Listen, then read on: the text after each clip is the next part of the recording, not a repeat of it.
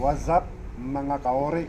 Atin naman ngayon pag-uusapan kung bakit idinideklara ni dating Pangulong Marcos ang martial law o ang tinatawag na batas militar sa ating bansa. Ito ang kanyang payag noong buwan ng September 17 taong 1982. Ipinaliwanag ni dating Pangulong Ferdinand Marcos ang mga dahilan kung bakit niya idineklara ang martial law sa ating bansa, at may iilan na naging saksi na nagpatotoo na ang batas militar sa ating bansa ay napakadisiplinado ang mga tao, at ito ay iilan lang sa mga saksi. At pakinggan natin ang payag ni dating Pangulong Ferdinand Marcos. Ito ay buwan ng September 17 taong 1982. Kaya halika mga kauri, iyan ang ating pag-uusapan.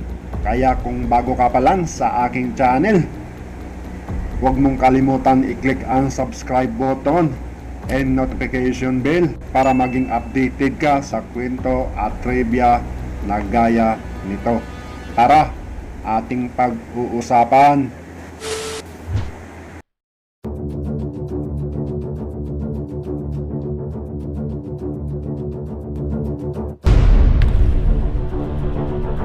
Ayla, ano bang nung panahon pa ng martial law? Ano mas maganda pa nung panahon ng martial law o nung wala ng martial law? Maganda pa ng Marcos noon. Nakontrol lang ang mga pamimili noon, pamilyan. Ayan, yung mga nagpatrabaho na yan sa ibang bansa, si Marcos yan. Yan nagsimula, yung mga pag-ugnayan ni Marcos sa mga trabaho. Paano yung sinasabi nung martial law daw, marami daw patayan? Alay. Noong martial law, alam mo yun si Aquino na yan, ari ng NPA yan. Sumuko lamang yan. Ha? Sumuko yan at may sakit na. O, anong mas gusto nyo? Yung may martial law dati o yung ngayon na demokrasya? Hindi ka naman maniniwala doon kay Kurikong. Demokrasya daw. Hindi naman na natupad yung salita niyang demokrasya. Ay ba't pag nagsasalita yung mga Marcos Lunay, pinapasara niya ang kon. Ang mga Siya mo, telebisyon. hindi niya naipasara. Yung kon niya. Kaya talaga talaga.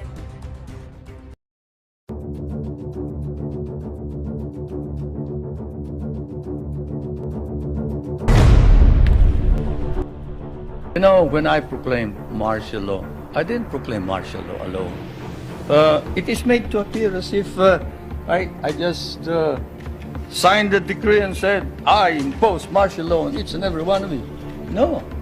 I asked the legislature to please pass a law proclaiming martial law because there was anarchy in the country. Now, let me say this, the opposition was strong. And they were members of the Security Council, and somehow they adopted a resolution which required that there be a unanimous vote for the armed forces to be able to move. And therefore the armed forces was immobilized. At the same time, I asked the opposition party to come and join me in a coalition government. I offered one half of the cabinet. And of course they laughed at me and said, why should we join you? We're going to take over the government.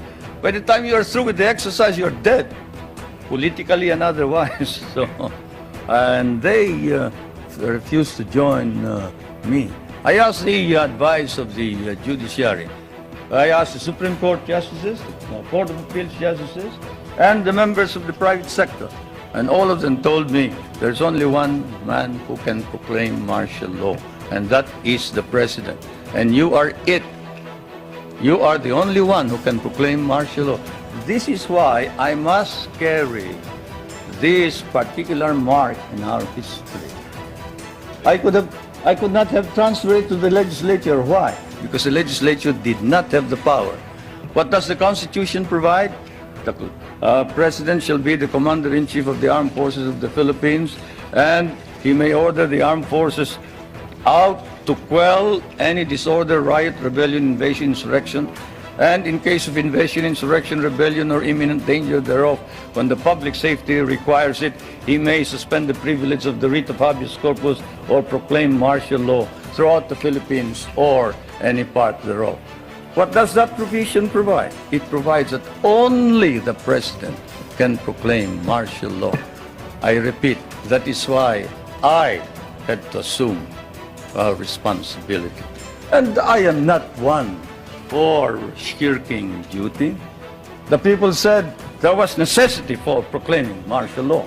And the people said, you are the only official who can proclaim martial law. So I proclaim martial law. And I sincerely believe that it was necessary to proclaim martial law to install order and stability because there was complete anarchy throughout the country at the time. Now, therefore, at that particular period, what was the status of our government? Our government was immobilized, impotent. The armed forces could not move out. The industry was not at all in any way moving. There was no income coming into government. Everybody was running away. They burned the U.S. partly burned the U.S. embassy, tried to burn it anyway. They tried to kidnap the American ambassador. American ambassador was Ambassador Byroad.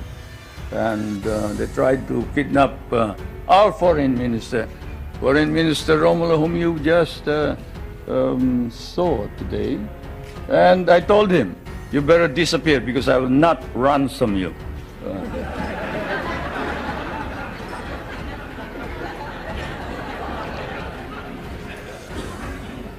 But whatever it is, they burned the Manila International Airport, they bombed the Supreme Court, they bombed the Constitutional Convention, they bombed the City Hall, they burned part of Malacañang Palace, they attempted to kidnap my children, they attempted to kill the President 8 times. There was, of course, an attempted assassination against the First Lady. You all know about that.